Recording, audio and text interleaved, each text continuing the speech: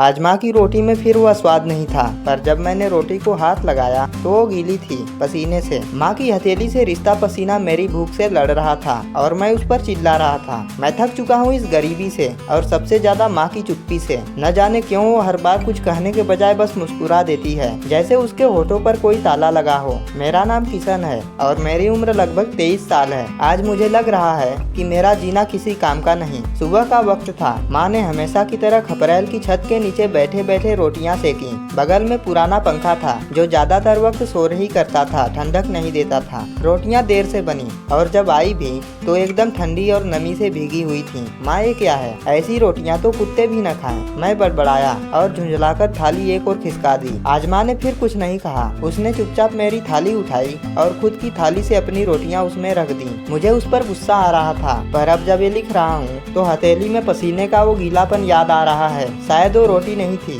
वो माँ की मेहनत थी, माँ का पसीना था। दिन भर की थकान के बाद माँ ने फिर वही किया। बर्तन माजे, कपड़े धोए और चूल्हा जलाया और मैं मोबाइल में व्यस्त रहा। क्या माँ की चुप्पी मेरी गालियों से ज्यादा तेज होती है? और फिर शाम को माँ खांसते हुए बोली, कल सब्जी में आलू नहीं है बेटा, तेरा मन ना हो तो बाहर से कुछ खा लेना। मैं कुछ नहीं बोला, बस चुप रहा। शायद माँ की चुप्पी मुझ में उतरने लगी थी। बेटा, तेरे जूठे थाली धोते धोते मेरी उंगलियों की त्वचा गल गई है, लेकिन तू तो अब मेरी आंखों में आंखें डालकर भी नहीं देखता। मैंने फिर वही डायरी खोली, माँ के नाम की डायरी, लेकिन इस बार कुछ बदल गया है। मैं आज उस पुरानी खटिया पर नहीं लेटा हूँ, बल्कि माँ की चिता के सामने बैठा हूँ। लकड़ियाँ जल रही हैं और उनके साथ मेरा वो गुरूर भी जल रहा है जो माँ के पसीने को भी कभी इज्जत नहीं दे पाया। मेरी माँ हर रोज खेतों में काम करती थी और शाम को आकर खाना बनाती थी। गाँव की औरतें अक्सर ताना मारती थी, इतनी मेहनत करती है फिर भी बेटा निकम्मा निकला। माँ चुप रह जाती, मैं भी चुप ही रहता। मेरे लिए उसकी खामोशी कमजोरी थी, लेकिन आज जब माँ की चिता जल रही है तो ऐसा लग रहा है जैसे कि वो खामोशी एक माँ की चीख थी